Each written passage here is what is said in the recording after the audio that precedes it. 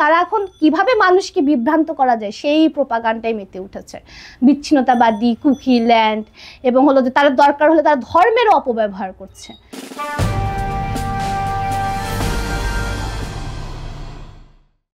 আমি শুনেছিলাম যে 80-র দশকে আসলে যখন আমাদের ওখানে মানুষদেরকে আনা হয়, তাদের মধ্যে কিছু ছিল নদী ভাঙনের মানুষ যারা আসলেই অসহায়, আর কিছু মানুষ হলো যে যারা জেল ফেরত কিছু মানুষ, এবং যারা খুব উগ্র, মানে তাদের মধ্যে উগ্রতা এতটাই, কারণ তারা, এবং আপনি যদি দেখেন পাহাড় তো সবসময় পানিশমেন্ট জোন হিসেবেই ব্যবহার করা হয়। যত দুনিয়া চোর বাটপার, হ্যাঁ, দিন শেষে যখন বাংলাদেশের আইন শৃঙ্খলা রক্ষাকারী বাহিনী কোথাও খুঁজে পায় না, তারা গিয়ে পাহাড়ে ঘাপটি মারে। তো তারা পাহাড়ে যাবে তারা, এবং তারা যেখানে ওখানে গিয়ে বিভিন্ন ধরনের আরো তাদের তো স্বভাবটাই হলো যে অন্যায় করা, অন্যায় প্রবণতা থেকে তারা বের হয়ে আসতে পারে না, তারা পাহাড়ে গিয়েও অন্যায় করে।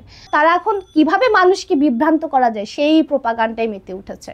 বিচ্ছিন্নতাবাদী, কুকি ল্যান্ড, এবং হলো যে তারা দরকার হলে তারা ধর্মেরও অপব্যবহার করছে।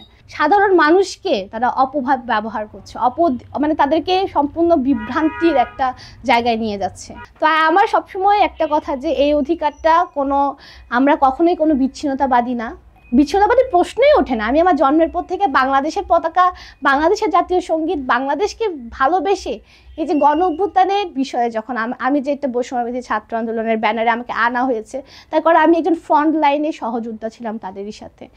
আমার ভাইকে ধরে নিয়ে গিয়েছিল সে সময় ফ্যাসিবাদী সেই সরকারের অংশীরা, তারা আমার ভাইয়ের হাত পা ভেঙে দেয়।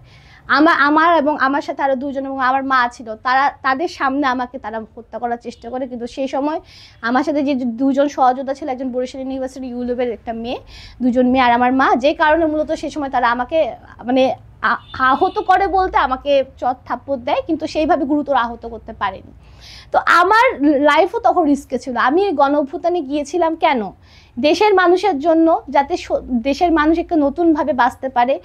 আমরা তো অনেক দিন ধরে একটা মিথ্যা বানোয়াট কি বলবো, মিথ্যার ইয়াতে আছি যে আমাদেরকে যদি সরকার বলে 30 কোটি টাকা খরচ হচ্ছে, আমরা গিয়ে সেটা ক্রস চেক করতে পারছি না।